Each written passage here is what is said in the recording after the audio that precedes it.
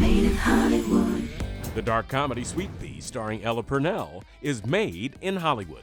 When you take away the murders, it's actually quite a sweet story of a woman who grows up and becomes empowered and has friends for the first time and goes on a date for the first time and kisses the boy she likes, all of those things.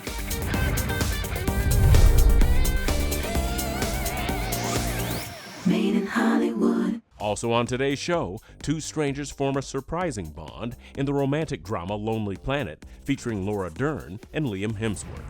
Rule number 1 in playing Catherine: love Liam Hemsworth. You meet him, you love him, and the rest is history. Plus, we talk with Chase Stokes and Madeline Klein about Season 4 of Outer Banks. Heather Graham writes, directs, and stars in the romantic comedy Chosen Family. And the crime thriller The Silent Hour features Joel Kinnaman. This week on Made in Hollywood. Made in Hollywood. Here's what's hot on screen. A quiet wallflower blossoms when she develops a vengeful and intoxicatingly liberating taste for murder in the dark comedy series Sweet Pea, starring Ella Purnell. Hi, I'm Rhiannon Lewis. Sometimes I make a list of people who make me feel invisible. Donna in the mini market, who is never happy to help. I was attracted to the challenges that would come with telling the story of a female serial killer, especially the way they wanted to do it. They wanted to make the audience feel conflicted, where you sort of relate, hopefully, to her emotions and her motivations, and you feel empathy for her, but not necessarily her actions. And I knew that would be slightly more challenging to tell that story with a female protagonist. Sometimes I make a list of people I'd love to kill. Don't push me. I really loved the tone. I wasn't expecting it to be so funny. And it really is a dark comedy, which I think is perfect because you sort of need those moments of light relief when you're dealing with so many heavy topics. You made me feel invisible. You didn't exist to me then, and you don't now. You ruined my life. Don't underestimate me. I do relate to certain elements of her, feeling underestimated and struggling to stand up for myself are definitely things that I've gone through. Not so much now. I think now I've worked quite hard on setting boundaries and advocating for myself, but I couldn't wrap my head around what would cause someone to be capable of such a thing. And the more we kind of developed the series outline and developed the scripts and really honed in on what happened to her as a child, it's really a story of grief and loss. And then actually you add the coming of age element, which is quite sweet. When you take away the murders, it's actually quite a sweet story of a woman who grows up and becomes empowered and has friends for the first time and goes on a date for the first time and kisses the boy she likes, all of those things. And it all started to really make sense for me. And I think it was only by humanizing and creating moments of understanding and empathy for Rhiannon that I was really able to get in her head and understand how fragile her psyche is. Do you see me now?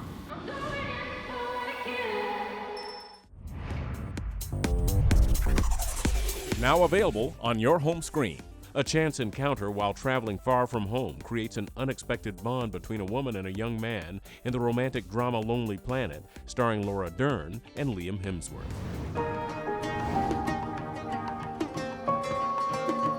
Madam, welcome to the Writers' Retreat. You think if I just took the smallest room, I could skip all the group activities? I just need a quiet place to work. Oh, hey. When we meet Owen, you quickly see that things are not quite right in the relationship he's in, and he's really at a crossroads of trying to figure out if that's fixable or if they're just on different journeys now, and it might be better to part ways. And he's also at the same time dealing with who he is as an individual, and is what he's doing really fulfilling, and does it really translate to sort of where he wants to go in life? And by meeting Catherine, I think it's a reminder and a realization that there's more to love, and love is being seen and heard and understood. Why'd you fly thousands of miles? I'm finishing a book. How's it going? Fine, I guess.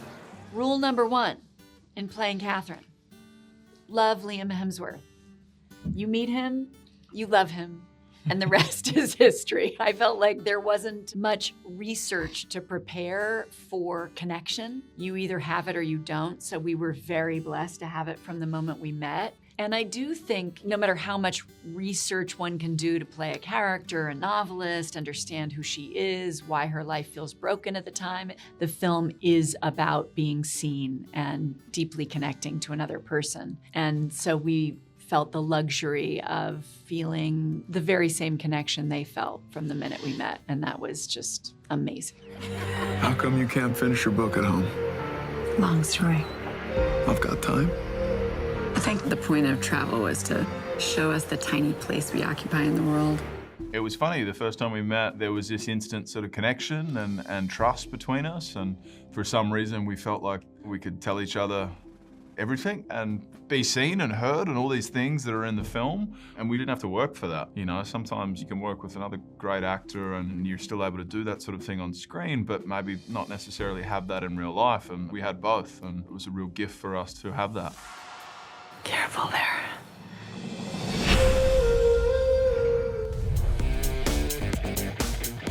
Coming up, we talk with Chase Stokes and Madeline Klein about Season 4 of Outer Banks. To find out where to watch any movie, check out Moviefone.com. Find it, watch it. Coming back is always just sort of an exhale, so to speak. It's like riding a bike. Made in Hollywood. Made in Hollywood. Now available on your home screen. Financial setbacks forced the Pogues to once again set out to search for lost treasure in a race with dangerous new enemies in Season 4 of Outer Banks. So, you might be wondering, what happens after you find the lost city of El Dorado and you're stranded with a sack full of gold? Let me catch you up.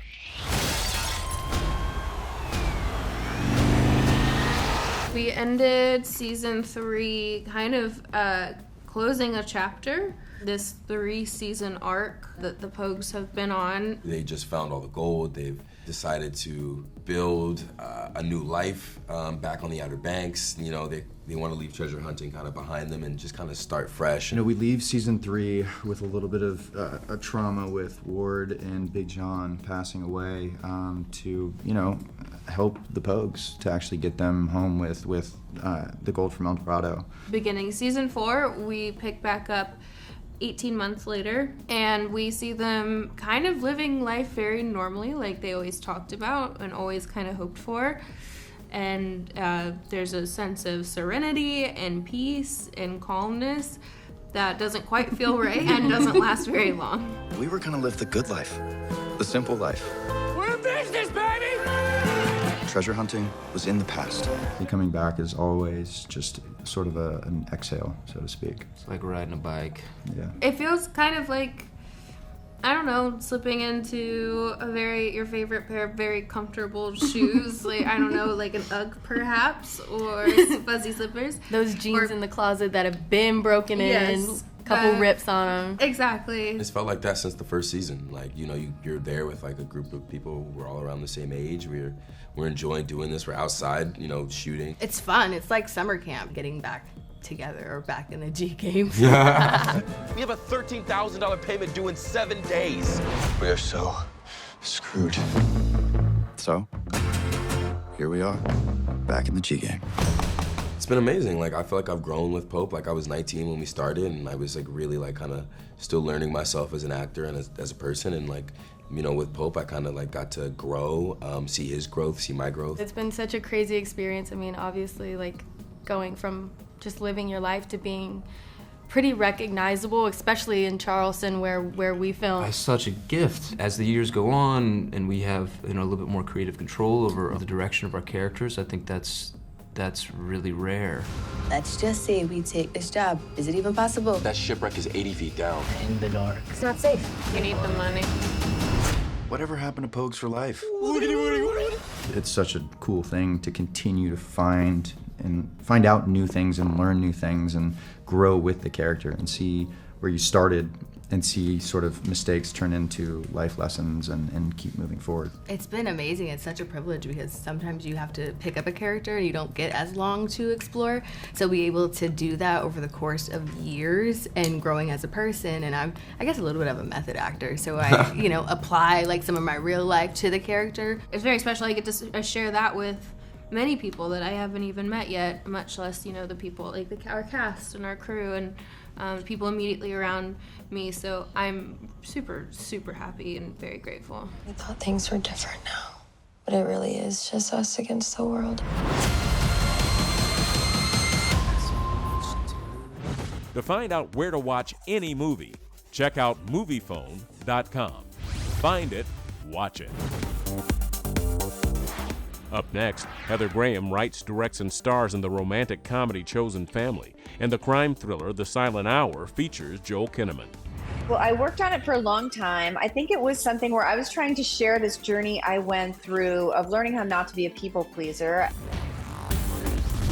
Made in Hollywood. Made in Hollywood. Writer, director, and star Heather Graham portrays a yoga teacher who leans on her friends for support with her manic family and miserable dating life in the romantic comedy Chosen Family.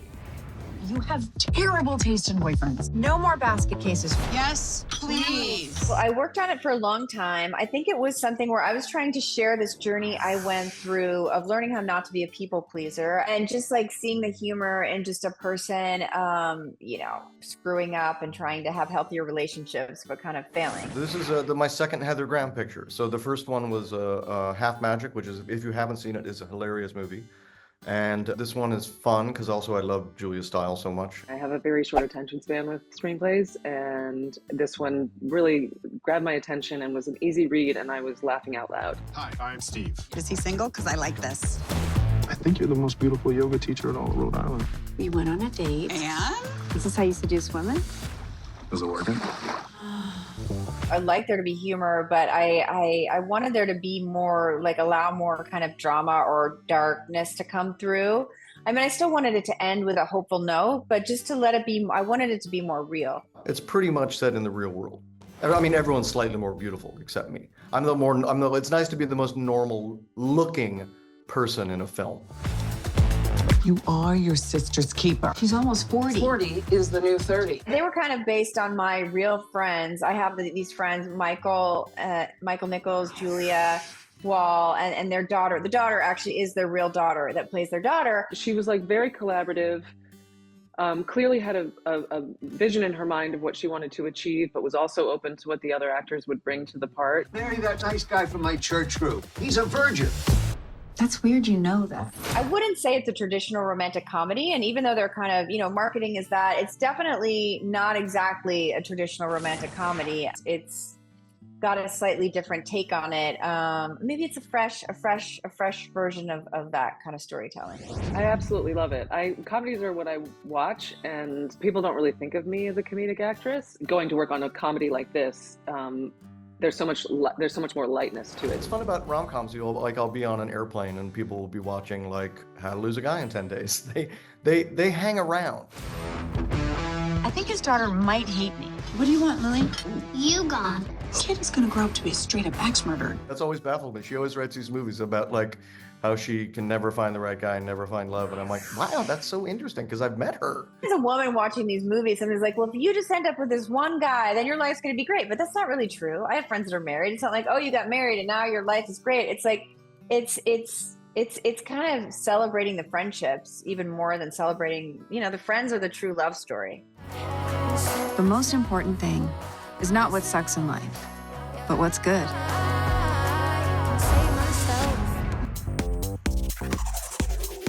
Now on digital. A hearing-impaired police detective and a deaf witness to a brutal murder must rely on each other to outsmart killers they can't hear coming. In the crime thriller, The Silent Hour, starring Joel Kinnaman. There he is. Hey, I'm Frank Shaw. This is Dougie Slater. We're from Homicide. Whoa, whoa, whoa! I said put the gun down and get back!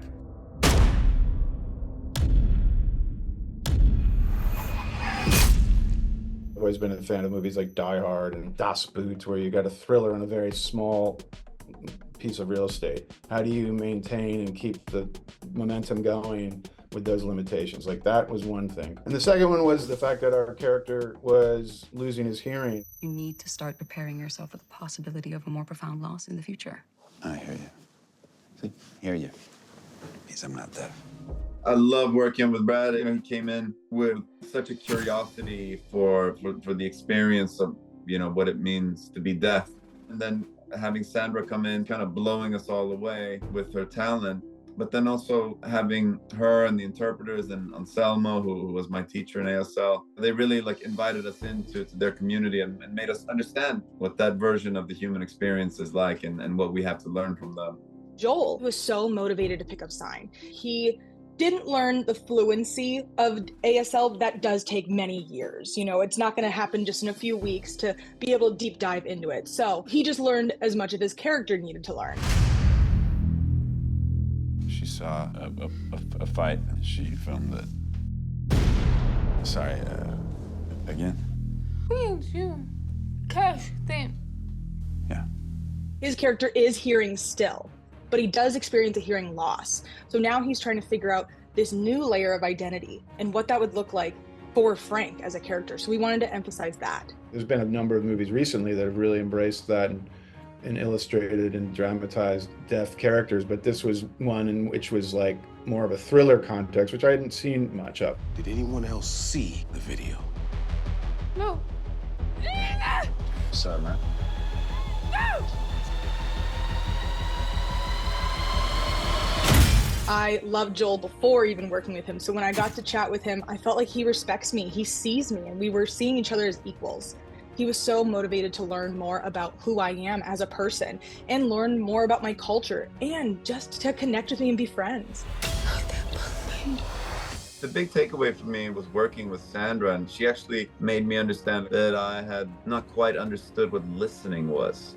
Because I've always been saying, for 20 years I've been saying that the most important aspect of acting is listening, like the essence of presence. When we talk about presence on screen, that is listening. And then I'm working with this remarkable actor that is so present and is listening, but can't hear anything.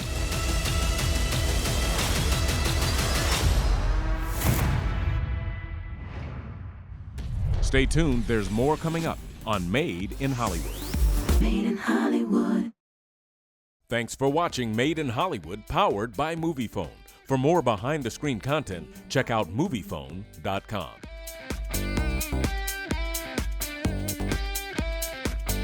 Made in Hollywood.